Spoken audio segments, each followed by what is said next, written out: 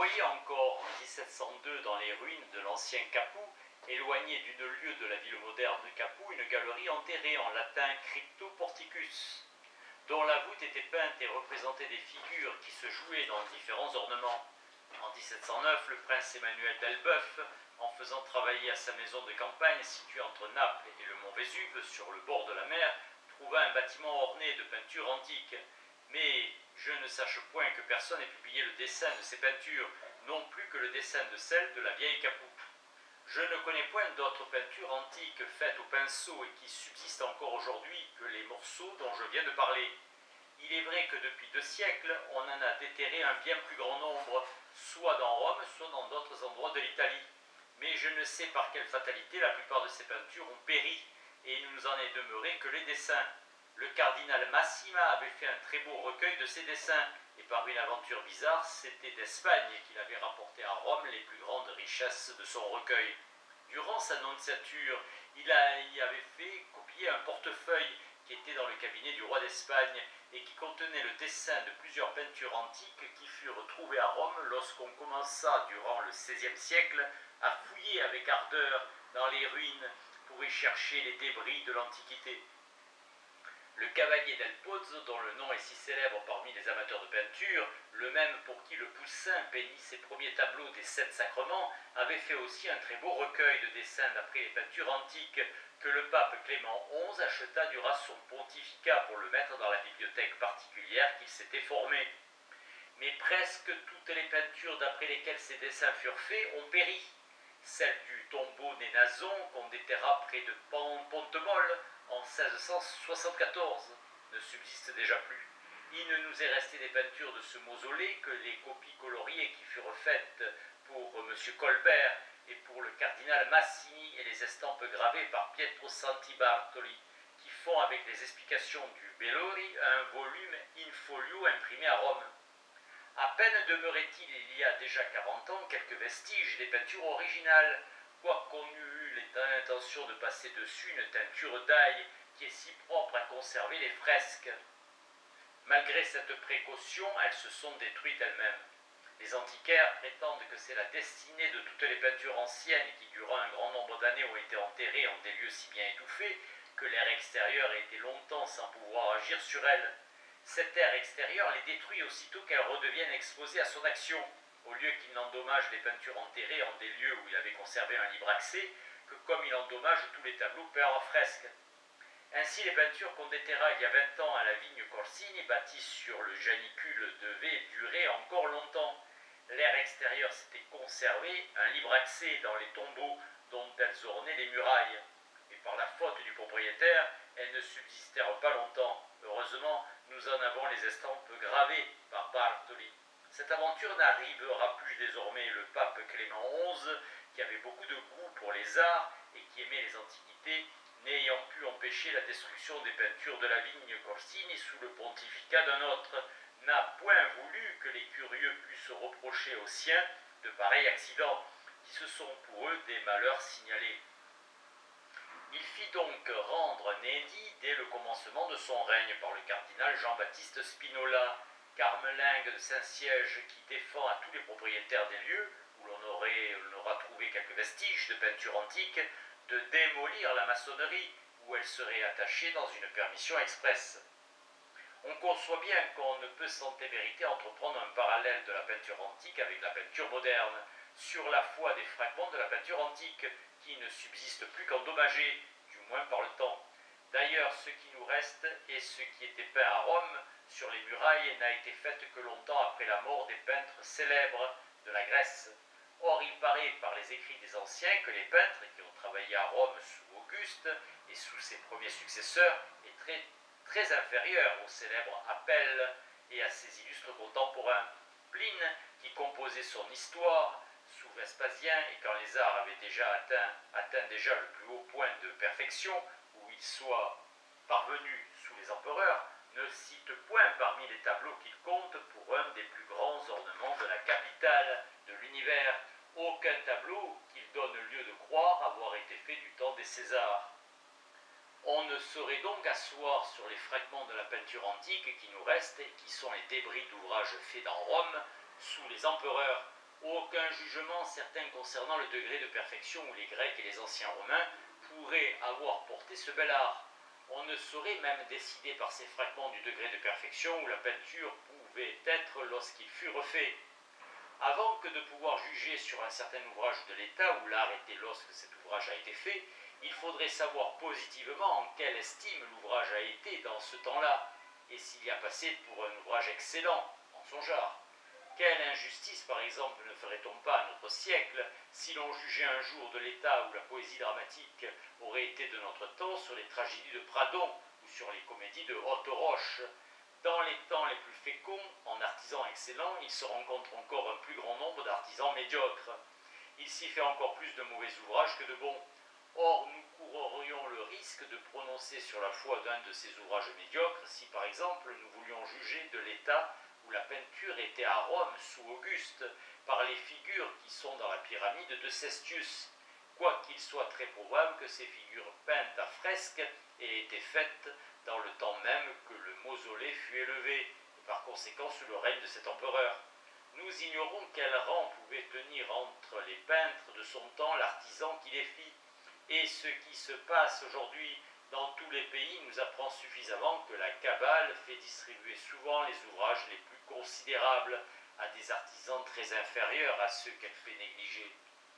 Nous pouvons bien comparer la sculpture antique avec la nôtre, parce que nous sommes certains d'avoir encore aujourd'hui les chefs-d'œuvre de la sculpture grecque, c'est-à-dire ce qui s'est fait de plus beau dans l'Antiquité.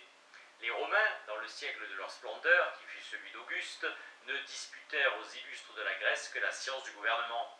Ils les reconnurent pour leur maître dans les arts, et nommèrent dans l'art de la sculpture. D'autres forgeront avec plus de grâce des bronzes qui sauront respirer, je le crois du moins, ils tireront du marbre des visages vivants. À toi de diriger les peuples sous ta loi, Romain, qu'ils t'en souviennent, ce seront là tes arts à toi.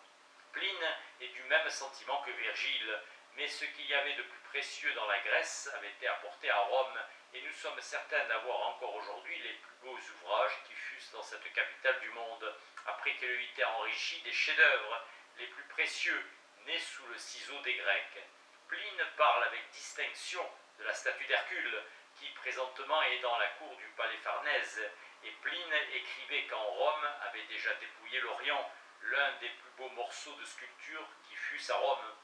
Ce même auteur nous apprend encore que le Laocoon, qu'on voit aujourd'hui dans une cour du palais de Belvédère, était le morceau de sculpture le plus précieux qui fut à Rome de son temps.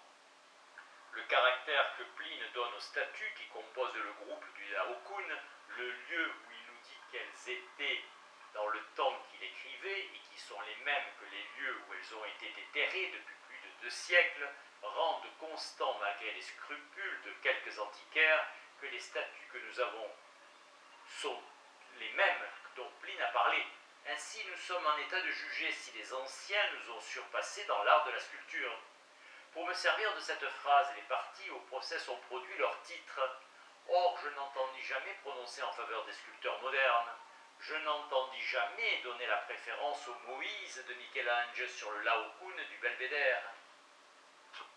J'avouerai après cela qu'il serait imprudent de soutenir que les peintres de l'Antiquité grecque et romaine aient surpassé nos peintres, parce que les sculpteurs anciens ont surpassé les sculpteurs modernes. La peinture et la sculpture, il est vrai, sont 2 sœurs, mais elles ne sont pas dans une union si parfaite que toute leur destinée leur soit commune. La sculpture, bien que la cadette, peut laisser derrière elle sa sœur aînée.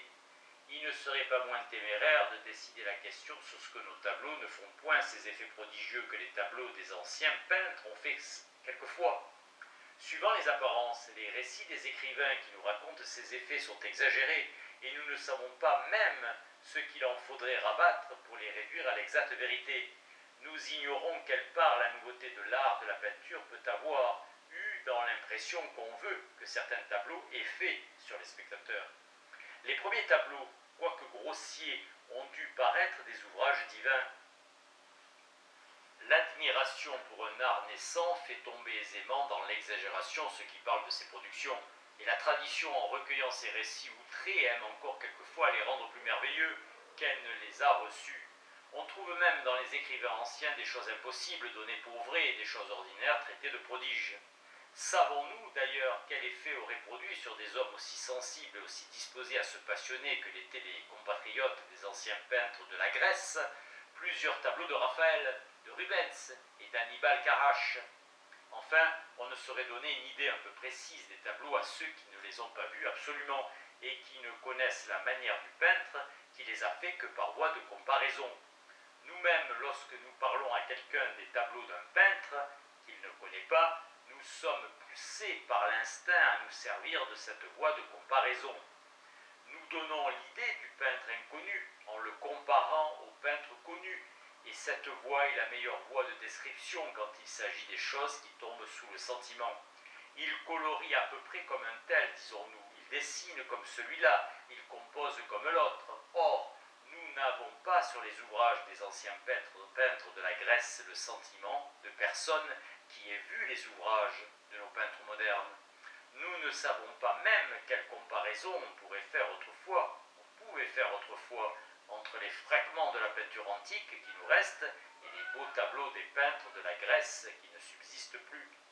Les écrivains modernes qui ont traité de la peinture antique nous rendent plus savants, sans nous rendre plus capables de juger la question de la supériorité des peintres de l'Antiquité sur les peintres modernes. Ces écrivains se sont contentés de ramasser les passages des auteurs anciens qui parlent de la peinture et de les commenter en philologues. Nous avons cru, à propos dans cet ouvrage, de diviser l'ordonnance en composition pittoresque et en composition poétique. Quant à la composition pittoresque, il faut l'avouer que dans les monuments qui nous restent, les peintres anciens ne paraissent pas supérieurs, ni même égaux à Raphaël, à Rubens, à Paul Véronèse, ni à M. Lebrun. Supposez que les anciens n'aient fait rien de mieux dans ce genre que le bas-relief, les médailles et les peintures qui nous sont demeurées, ils n'ont pas égalé les modernes. Pour ne point parler des autres défauts des compositeurs anciens, leur perspective est ordinairement mauvaise. M. de la Chausse dit en parlant du paysage des thermes de Titus, « Cette peinture nous apprend que les anciens étaient aussi ignorants en perspective que savants dans l'art du dessin. » Quant à la composition poétique, les anciens se piquaient beaucoup d'exceller dans ces inventions, et comme ils étaient grands dessinateurs, ils avaient toutes sortes de facilités pour y réussir. Pour donner une idée du progrès que les anciens avaient fait dans cette partie de la peinture qui comprend le grand art des expressions, nous rapporterons ce qu'en disent les écrivains de l'Antiquité. De toutes les parties de la peinture, la composition poétique est celle dont il est plus facile de donner une idée avec des paroles. C'est celle qui se décrit le mieux. Pline, qui nous a parlé de la peinture, encore plus méthodiquement que les autres écrivains, compte pour un grand mérite dans un artisan les expressions et les autres inventions poétiques. Il est sensible, par ses récits, que cette partie de l'art était en honneur chez les anciens et qu'elle y était cultivée autant que dans l'école romaine. Cet auteur raconte comme un point d'histoire important que ce fut un Thébain nommé Aristide qui fit voir le premier qu'on pouvait peindre les mouvements de l'âme et qu'il était possible aux hommes d'exprimer avec des traits et des couleurs les sentiments d'une figure muette. En un mot, qu'on pouvait parler aux yeux. Pline, parlant encore d'un tableau d'Aristide qui représentait une femme percée d'un coup de poignard et dont l'enfant suçait encore la mamelle, s'énonce avec autant de goût et de sentiment que Rubens l'aurait pu faire en parlant d'un tableau de Raphaël. On voit, dit-il, sur le visage de cette femme abattue, déjà et dans les symptômes d'une mort prochaine, les sentiments les plus vifs et les soins les plus empressés de la tendresse maternelle. La crainte que son enfant ne se fît mal en suçant du sang, au lieu de lait, était si bien marquée sur le visage de la mère, toute l'attitude de son corps accompagnait si bien cette expression qu'il était facile de comprendre quelle pensée occupait la mourante. On ne parle pas de l'expression aussi bien que Pline et les autres écrivains de l'Antiquité en ont parlé, quand on n'a pas vu un grand nombre de tableaux excellents dans cette partie de la peinture. D'ailleurs, il fallait bien que des statues où il se trouve une expression aussi savante et aussi correcte que celle du Laocoon, du rotateur, rendissent les anciens connaisseurs et même difficiles sur l'expression. Les anciens, qui outre les statues que j'ai citées avaient encore une infinité d'autres pièces de comparaison excellentes, ne pouvaient pas se tromper en jugeant de l'expression dans les tableaux, ni prendre le médiocre en ce genre pour l'exquis. Nous lisons encore dans Pline un grand nombre de faits et plusieurs détails qui prouvent que les peintres anciens se piquaient d'exceller dans l'expression, du moins autant que les peintres de l'école romaine, se sont piqués d'y exceller. La plupart des louanges que les auteurs anciens donnent au tableau dont ils parlent font l'éloge de l'expression. C'est par là qu'Ozone fante la Médée de Timomache, où Médée était peinte dans l'instant qu'elle levait le poignard sur ses enfants. On voit, dit le poète, la rage et la compassion mêlées ensemble sur son visage. À travers la fureur qui va commettre un meurtre abominable, on aperçoit encore des restes de la tendresse maternelle. Il fournit un travail immense pour montrer les choses opposées, afin de représenter l'ambiguïté des sentiments d'une mère. La colère transparaît sous les larmes, la compassion n'est pas exempte de colère. On pourrait voir comment l'une ou l'autre se trouve dans l'une ou l'autre. On sait avec quelle affection Pline vante le trait ingénieux de Timanthe, qui peignit Agamemnon la tête voilée au sacrifice d'Iphigénie pour marquer qu'il n'avait osé tenter d'exprimer la douleur du père de cette jeune victime. Quintilien parle de cette invention comme Pline, et plusieurs écrivains de l'Antiquité en parlent comme Quintilien. C'est ce que fit Timanthe, ayant à représenter Iphigénie, il avait peint Calchas triste, Ulysse encore plus triste, et donné à Ménélas le maximum d'affliction. Ne sachant pas comment rendre convenablement l'expression du père, il lui voila la tête et laissa à chacun le soin de l'imaginer à son gré.